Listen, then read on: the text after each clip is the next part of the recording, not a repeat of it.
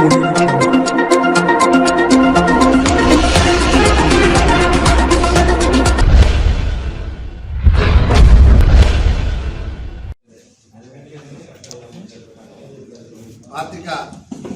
మిత్రులందరికీ కూడా పేరు పేరున తెలంగాణకి వందనాలు.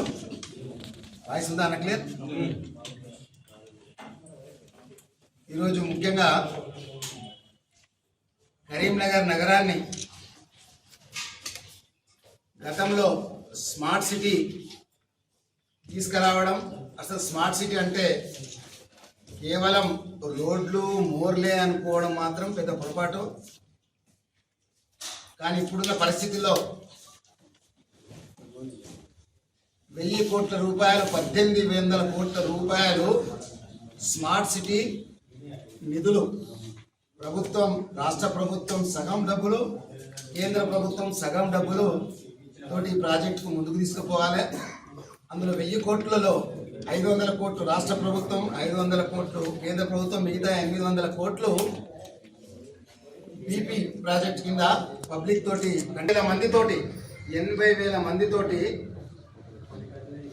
మీటింగ్లు పెట్టి 80,000 మెంబర్స్ తోటి మీటింగ్ పెట్టి వాళ్ళ కార్యాచరణ ఏంది, స్మార్ట్ సిటీ ప్రధాన లక్ష్యం ఏంటంటే ప్రజలు ఏం కోరుకుంటున్నారు, మీ ఇంటి ముంగట ఏం కావాలనుకుంటారు, ఈ నగరానికి ఏం కావాలనుకుంటున్నారు అనే ఉద్దేశంతో 80,000 మందితోటి మీటింగ్లు పెట్టి వాళ్ళతో తీర్మానాలు చేసుకోవడం జరిగింది.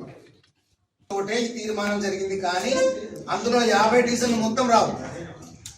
ఏబిడి కింద ఏరియా బేస్డ్ డెవలప్ కిందనే చేయాలి, మిగతాది ప్లాన్ సిటీ కింద చేయాలని. కానీ ఈ 50తో పాటు ఇప్పుడు ముఖ్యంగా ఏంటంటే గ్రామ పంచాయతీలలో కూడా డైరెక్టర్లలో ఐఏఎస్ ఆఫీసర్స్ ఉంటారు.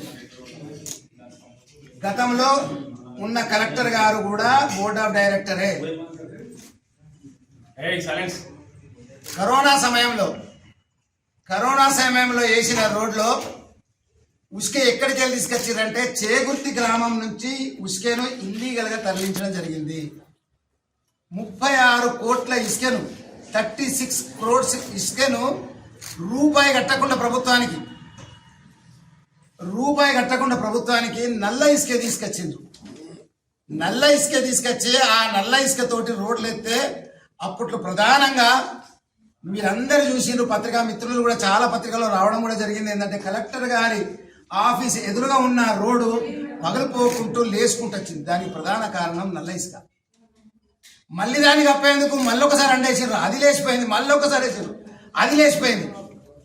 ముఖ్యంగా గాంధీ చౌక్ రోడ్లో పూర్తి స్థాయిలో రోడ్ లేచిపోతే ఆ టైంలో స్వయంగా నేనే ఏఈని డీజీని సస్పెండ్ చేయాలని 4/9/2020 తర్వాత నేను కంప్లైంట్ ఇచ్చిన.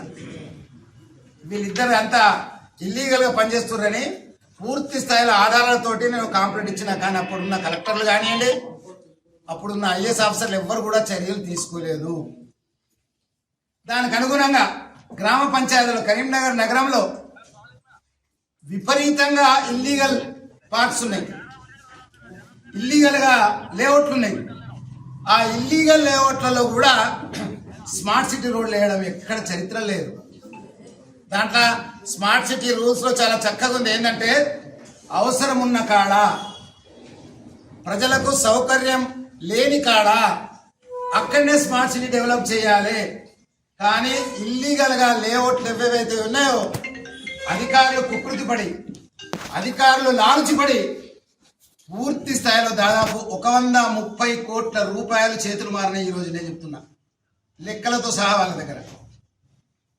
ఇంత పెద్ద కుంభకోణం జరిగినా కానీ నేను మరి 6 నెలల కింద స్వయంగా మళ్ళొక కంప్లైంట్ ఇచ్చిన, నేను ప్రిన్సిపల్ సెక్రటరీ గారికి, దాని తర్వాత సిఎస్ గారికి, కలెక్టర్ గారికి, అయినా ఏం చర్య తీసుకోలేదు.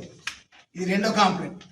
ముఖ్యంగా ఈరోజు నేను చెప్తున్నా, గత 4 రోజులు 5 రోజులకెళ్ళి చూస్తున్నా ఎక్కడెక్కడైతే రోడ్ వేయని కాడ బిల్లులు తీసుకున్నారో, ఎక్కడైతే రోడ్లు వేయని చోట రికార్డు చేసుకుని బిల్లు తీసుకున్నారో అక్కడక్కడ రాత్రిపూట నిన్నటికెళ్ళి రోడ్లు వేయడం జరుగుతుంది.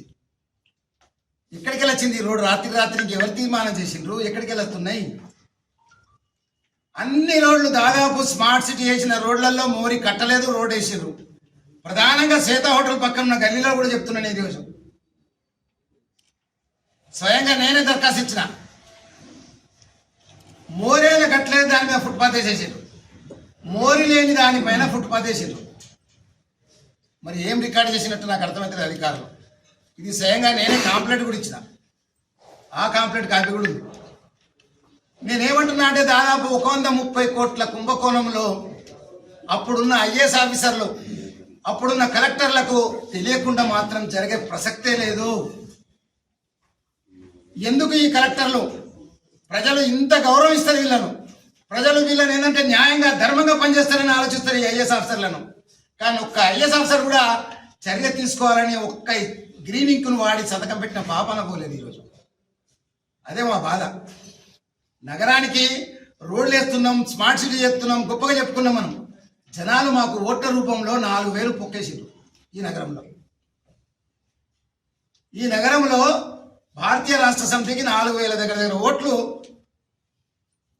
మైనస్లో ఉన్నాం మేము. అదే స్మార్ట్ సిటీ తీసుకొచ్చినప్పుడు దాదాపు 8,000 మెజార్టీ ఇచ్చారు ఇదే నగరంలో. స్మార్ట్ సిటీ వచ్చినందుకే ఇంకా పనులు స్టార్ట్ కాలే. అప్పటికి ఆనందంగా ఉన్న ప్రజలు ఈరోజు కిందికి ఎందుకు వచ్చిండ్రు? కాబట్టి జనాలు ప్రజలు ఆలోచిస్తారు ఏంటంటే అభివృద్ధితో పాటు అవినీతి జరిగితే మాత్రం సహించరు అనేది ఇది ఒక గొప్ప నిర్దేశాన్ని ఇచ్చారు. కాబట్టి ఈరోజు మాకు 3,000 చిల్లర ఓట్లు ఇవ్వడం తక్కువ పడ్డాయి. స్మార్ట్ సిటీలో అంత అవినీతి జరిగింది. నేను ఇది జరుగుతున్నా అధికారులు మళ్ళీ ఈరోజు కూడా నేను మళ్ళీ సిఎస్ గారికి కాంప్లైంట్ ఇస్తున్నా. ఈరోజే కాంప్లైంట్ ఇస్తున్నా నేను సిఎస్ గారికి. ఏంటంటే మళ్ళీ ఒకసారి పూర్తిగా వాళ్ళు చేసిన ఎవాల్యుయేషన్, వాళ్ళు చేసిన ఏదైతే టెండర్లలో అక్రమాలు ఎక్కడెక్కడ జరిగినాయని పూర్తిగా